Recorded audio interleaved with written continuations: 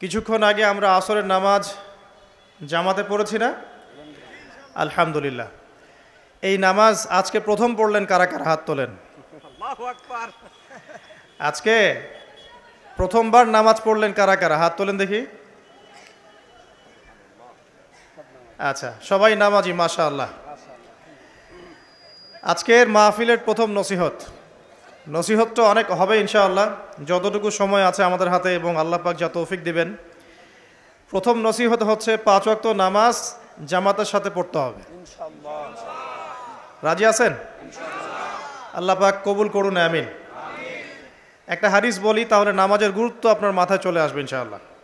বলবো? হাদিসটা কঠিন। রাসূলুল্লাহ সাল্লাল্লাহু আলাইহি ওয়াসাল্লাম বলেছেন, যখন নবীর নাম উচ্চারিত হবে তখন বলবেন কি? সাল্লাল্লাহু আলাইহি ওয়াসাল্লাম। নবী সাল্লাল্লাহু আলাইহি ওয়াসাল্লাম বলেছেন, মান তারাকা সালাতাম মুতাআম্মিদান ফাকাদ কাফারা। মান মানে যে কেউ, তারাকা মানে ছেড়ে দিল, ত্যাগ করলো, সালাতান মানে নামাজ, মুতাআম্মিদান মানে ইচ্ছাকৃতভাবে, ফাকাদ কাফারা সে ব্যক্তি কুফরি করলো। এই হাদিসটাকে আগে শুনেছেন? আলেম ওলামারা জানেন, কিন্তু আপনারা কি জানেন? মান তারাকা সালাতাম মুতাআম্মিদান ফাকাদ কাফার। যে ব্যক্তি ইচ্ছাকৃতভাবে, বিনা ওজরে, কোনো ওজর নাই, ইচ্ছাকৃতভাবে নামাজ ছেড়ে দিল, ত্যাগ করলো, সে ব্যক্তি কুফরি করলো। এখন আপনি বলেন, কুফরি যে ব্যক্তি করে সে কি হয়? যদি আমরা ধরেও নেই সে মন থেকে নামাজ অস্বীকার করে না, অলসতা বশত পড়ে নাই, তারপরেও তো কাজটা ফাঁসেকি, তাই নয় কি?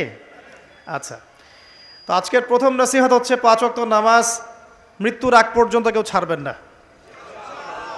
আমার সাথে ওয়াদা করেন যে ইনশাআল্লাহ আগামী যতদিন বেঁচে থাকবো 5 ওয়াক্ত নামাজ জামাতে পড়ার চেষ্টা করব, যদি জামাত না পাই একা পড়ার চেষ্টা করব। আল্লাহ পাক তৌফিক দান করুন, আমিন। আজকে যদি এই কথাটাই শুধু বাসায় নিয়ে যেতে পারেন যে 5 ওয়াক্ত নামাজ আর জীবনে ছাড়বো না, আমাদের আজকের মাহফিল সফল। আর আজকে যদি অনেক কথাবার্তা হয় ওয়ার্ল্ড অ্যাফেয়ার্স নিয়ে, ইকোনমিক্স নিয়ে, শেষ জামানা নিয়ে, ঠিক আছে, আমাদের সমকালীন ফিতনাগুলো নিয়ে, কিন্তু দিন শেষে বাড়িতে যদি কিছু না নিয়ে যেতে পারেন তাহলে আলোচনায় এসে কোনো লাভ নাই। এই ছবি তোলাতুলি, ভিডিও করা, হ্যাঁ, স্লোগান দেয়া, আইওয়া শোডাউন করার মধ্যে কোনো ফায়দা নাই। ফায়দা কিসে? কদ আফলাহা মান যাক্কাহা। আল্লাহ পাক সূরা শামসের মধ্যে বলছেন, কদ আফলাহা, সে ব্যক্তি সফল হয়ে গেল। সে ব্যক্তি সফল হয়ে গেল মানে সে জান্নাতে চলে যাবে ইনশাআল্লাহ।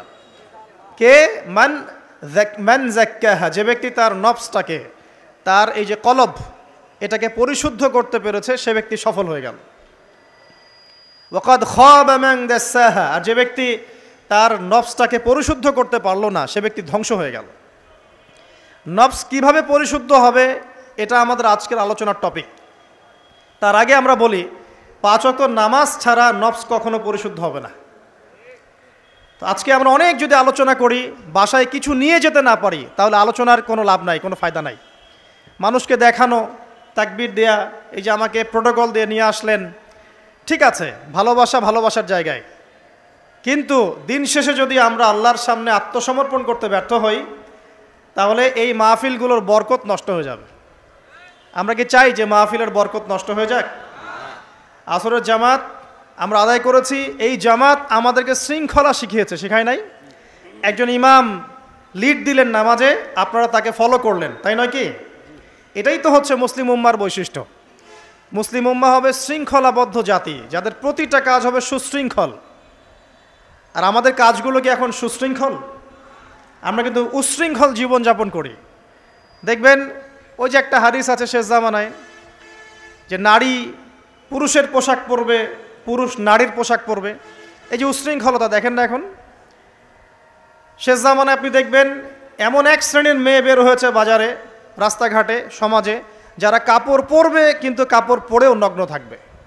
এই কোনো হাদিস আমি বানিয়ে বলছি না, সবগুলো হাদিস সহিহ। এখন দলিল দিতে গেলে অনেক সময় চলে যাবে। তো উশৃঙ্খলতার যুগ, কাপড় পরে থাকাটা তাকওয়ার পোশাক, শালীনতা। আর এখনকার যুগটা চলছে কাপড় খোলার যুগ। কথা ঠিক না ঠিক বলেন? এখন মানুষ কাপড় খুলতে পারলে বেশি কমফোর্ট ফিল করে। আর আপনারা জানেন না, এই মহাবিশ্বে আমাদের পিতা এবং মাতা আদম এবং হাওয়া আলাইহিমুস সালাম তাদেরকে সর্বপ্রথম কে নগ্ন করে দিয়েছিল জানেন? ফালাম্মা যাকাশ শাজারা, যখন আমাদের পিতা মাতা ওই গাছের কাছে চলে গেলেন, কোন গাছ? যেটা আল্লাহ পাক বলেছিলেন ফালা তাকরাবা হাযিহি শাজারা, ওই গাছের কাছে যখন তারা চলে গেলেন, তার ফল খেয়ে ফেললেন, বাদাত লাহুমা সাওআতিহিমা, তাদের এই যে পোশাকটা, এই পোশাকটা খুলে পড়ে গিয়েছিল এবং লজ্জাস্থান উন্মুক্ত হয়ে গিয়েছিল। তো সর্বপ্রথম আমাদের পিতামাতাকে নগ্ন করে দিয়েছিল কে? ইবলিস। এখন যারা মুসলিমদের গা থেকে কাপড় খুলে ফেলতে চাচ্ছে, এরা তাহলে কার অনুসারী? দলিল কি পেয়েছেন? বানিয়ে বলি নাই, সূরা আরাফ পড়েন, পেয়ে যাবেন ইনশাআল্লাহ। কোন সূরা? সূরা আরাফ। প্রথম নসিহত প্রিয় ভাইরা, এই যুগটা হচ্ছে উচ্ছৃঙ্খলতার যুগ। এই যুগে মানুষ আল্লাহ পাকের হালালকে খুব কমই পরোয়া করে। আল্লাহর হালালকে মানুষ হারাম করে নিচ্ছে, আর আল্লাহর হারামকে মানুষ হালাল করে নিচ্ছে। আল্লাহ পাকের বিশাল একটা হারাম হচ্ছে সুদ বা রিবা, আর এখন আমাদের উপর রিবা হয়ে গেছে ওয়াজিব। নাউজুবিল্লাহ। একটা দেশ নাই যেটা সুদমুক্ত, একটা জেলা পাবেন না সুদমুক্ত, একটা গ্রাম থানা ইউনিয়ন পাবেন না সুদমুক্ত। নবীজি এই যুগের কথাই হয়তো বা বলেছেন, যে যুগে মানুষ সুদ থেকে বেঁচে থাকতে চাইলেও সুদের ছিটা ফোঁটা গিয়ে তার গায়ে লাগবে। মনে করেন আপনি একটা কনস্ট্রাকশন করেছেন, একটা সুদী প্রতিষ্ঠান থেকে লোন নিয়েছেন, এখন আপনি ওই কনস্ট্রাকশনটা ভাড়া দিয়েছেন। সেখানে মনে করেন আমি ভাড়া নিয়েছি, আমি আপনাকে মাসে মাসে ভাড়া প্রদান করছি, আপনি সেই ভাড়ার টাকাগুলো কালেক্ট করছেন, করে সেই প্রতিষ্ঠানের লোন শোধ করছেন। প্রত্যক্ষভাবে না হলেও আমি কিন্তু পরোক্ষভাবে সুদে হেল্প করছি। আমি বুঝাতে পারছি না মনে হয়। এর বাইরে 1% মানুষও এখন পৃথিবীতে নাই যে ব্যক্তি রিবা থেকে বাইরে, ইচ্ছাকৃত হোক অনিচ্ছাকৃত হোক। আর এই প্রসঙ্গ আসলে আমি 2-4টা কথা না বলে থাকতে পারি না। সেটা হলো, নবী সাল্লাল্লাহু আলাইহি ওয়াসাল্লাম বলেছেন, রিবার 73টা শাখা আছে পাপের, তার মধ্যে সবচেয়ে নিচু শাখা হচ্ছে নিজের মাকে বিয়ে করা। সহিহ বুখারীর একটা বর্ণনা এসেছে, যে ব্যক্তি 1 দিরহাম সুদ খায়, দিরহাম কি? রৌপ্য মুদ্রা। কোথায় আছে? জাদুঘরে। কোথায় আছে? মার্কেটে আছে। রৌপ্য মুদ্রা দেখেছেন জীবনেও? স্বর্ণ মুদ্রা দেখেছেন? কোরআনে আছে, হাদিসে আছে, মার্কেটে নাই। কেন মার্কেটে নাই? কারণ পশ্চিমারা স্বর্ণ এবং রৌপ্য মুদ্রাকে হারাম করে দিয়েছে। পশ্চিমারা স্বর্ণ এবং রৌপ্য মুদ্রার ডিলিংসটাকে মার্কেট থেকে উঠিয়ে দিয়েছে। এই জন্য আপনি মার্কেটে গোল্ড কয়েন এবং সিলভার দিরহাম পাবেন না। কিন্তু আল্লাহর রাসূল সাল্লাল্লাহু আলাইহি ওয়াসাল্লামের যুগে এটা ছিল। এখন অনেক মানুষ দেখবেন বেদাত নিয়ে কথা বলে একদম ফেনা বের করে ফেলছে। অর্থনৈতিক সেকশনের বেদাত চোখে পড়ে নাই। এখন বলতে পারে এটা তো দুনিয়াবি বিষয়। বাস্তবিক অর্থে এটা দুনিয়াবি বিষয় নয়। কারণ এই পেপার মানির মধ্য দিয়ে, ইলেকট্রনিক মানির মধ্য দিয়ে আপনার সম্পদকে সিজ করে চুষে খাওয়া হচ্ছে, আপনি বুঝতে পারছেন না। এখন প্রতারণা করা কি জায়েজ না জায়েজ? শোয়েব বলেছেন একটা কম ছিল মাদিয়ানে, শোয়েব আলাইহিস সালামের কম। এই কম সম্পর্কে আল্লাহ পাক যখনই কথা বলেছেন তখনই তাদের একটা দোষ উল্লেখ করেছেন। সেটা কি? সেটা হচ্ছে যে তোমরা অন্যায়ভাবে মানুষের সম্পদ আত্মসাৎ করো না। তোমরা অন্যায়ভাবে মানুষের সম্পদ আত্মসাৎ করো না। এই কাজটা করতো শোয়েব আলাইহিস সালামের কম, এবং তারা মাপে কম দিত, জনগণের অর্থ সম্পদ লুটে পুটে খেত। আল্লাহ রাব্বুল আলামিন তাদেরকে ভূমিকম্প দিয়ে ধ্বংস করে দিয়েছে।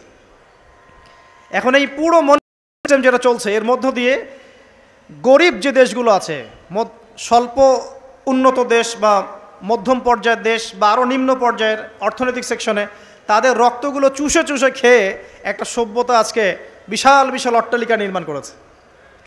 এই যে অন্যের রক্ত চুষে নিজে বড়লোক হওয়া, এটা কি হালাল না হারাম? এ কারণেই এই মনিটরি সিস্টেমের মধ্যে হারাম আছে। এই যুগটা সেই যুগ যেখানে মানুষ আল্লাহর হারামকে হালাল করে নিয়েছে আর হালালকে হারাম করে নিচ্ছে। রিবা একটা টাটকা হারাম, আমরা এটাকে হালাল করে ফেলেছি। এখন এই হাদিসগুলো শুনলে আমাদের গায়ের মধ্যে দাগও কাটে না, অন্তরটা কেঁপে ওঠে না, আমাদের কলবে কোনো নড়া দেয় না। নবী সাল্লাল্লাহু আলাইহি ওয়াসাল্লাম বলছেন, 1 দিরহাম যে ব্যক্তি সুদ খেয়েছে সে যেন 36 বার জেনা করেছে। কতবার? আমি হাদিসটা বানিয়ে বললাম কি বললাম না, আপনারা আলেমদেরকে জিজ্ঞাসা করবেন, বাসায় গিয়ে অবশ্যই জিজ্ঞাসা করবেন। যদি দেখেন হাদিস ঠিক আছে, সহি, তাহলে আল্লাহর ওয়াস্তে এখন যেমন তওবা করলেন আমি 5 ওয়াক্ত নামাজ ছাড়বো না, ঠিক আমার সাথে আবার তওবা করেন যে সারা জীবন সুদ খাবো না ইনশাআল্লাহ। নবী সাল্লাল্লাহু আলাইহি ওয়াসাল্লাম 4 শ্রেণীর মানুষকে অভিশাপ করেছেন। 1 শ্রেণী যে সুদ খায়, 2 নাম্বার যে দেয়, 3 নাম্বার যে সাক্ষী থাকে, 4 নাম্বার যে লিখে রাখে। এখন আপনি বলেন এই পুরো মনিটরি সিস্টেমের মধ্যে এই 4 শ্রেণীর মানুষ আছে না? কোনো না কোনোভাবে আমরা এর সাথে সম্পৃক্ত নই কি? সম্পৃক্ত। অতএব আল্লাহর এই বাণীকে যদি ভয় করেন, কোন বাণী? আল্লাহ পাক বলছেন ইয়া আইয়ুহাল্লাযীনা আমানু, হে মুমিনগণ, ইত্তাকুল্লাহ, তোমরা আল্লাহকে ভয় করো, ওয়াযারু মা বাকিয়া মিনার রিবা ইন কুনতুম মুমিনিন, তোমরা সুদের অবশিষ্ট অংশগুলো ছেড়ে দাও যদি প্রকৃতপক্ষে তোমরা মুমিন হয়ে থাকো। ওয়া ইল্লাম তাফআলু, তোমরা যদি সুদ না ছাড়ো, আল্লাহর হুঁশিয়ারি শোনেন, যদি তোমরা সুদ না ছাড়ো, ফাযানু বিহারবিন মিনাল্লাহি ওয়া রাসূলিহি, তাহলে আল্লাহ এবং তার রাসূলের সাথে যুদ্ধের ঘোষণা শুনে রাখো। আল্লাহ এবং তার রাসূলের বিপক্ষে যুদ্ধ করে কেউ জান্নাতে যাবে? কেউ কবরের আযাব থেকে বাঁচতে পারবে? কেউ হাউজে কাউসারের পানি পাবে? আল্লাহ এবং তার রাসূলের সাথে যুদ্ধ করে কেউ টিকতে পারবে? আপনার কি তাই মনে হয়? যদি মনে হয় তাহলে দিব্যি সুদ খান, কোনো সমস্যা নাই। আর যদি মনে হয় যে আল্লাহ এবং তার রাসূলের সাথে যুদ্ধ করে আমি পার পাবো না, আল্লাহ এবং তার রাসূলের বিরুদ্ধাচারণ করে আমার কবর টিকবে না, কারণ আমি একটা কথা বারবার বলি আপনাদেরকে যে আল্লাহ ছাড়া আমাদের আপন বলতে কেউ আছে? একাই এসেছেন পৃথিবীতে, একাই যেতে হবে। আপনার খ্যাতি, আপনার অর্থনৈতিক খ্যাতি, অর্থের প্রতিপত্তি, আপনার ক্ষমতার দাপট, আপনার ধর্মীয় দাপট, কোনো কিছুই, ফ্যান ফলোয়ার্স, কেউ আপনার সাথে কবরে যাবে না। মনে করেন আমি আসছি, আপনারা সবাই স্লোগান দিচ্ছেন, কথার কথা, আপনারা আমাকে ভালোবাসেন, বা একজন পলিটিশিয়ান আসছে, আপনারা সবাই স্লোগান দিচ্ছেন, ভালোবাসেন তাকে। দিন শেষে ওই পলিটিশিয়ান একাই কবরে যাবে, দিন শেষে আপনিও একাই কবরে যাবেন, আমিও একাই কবরে যাব।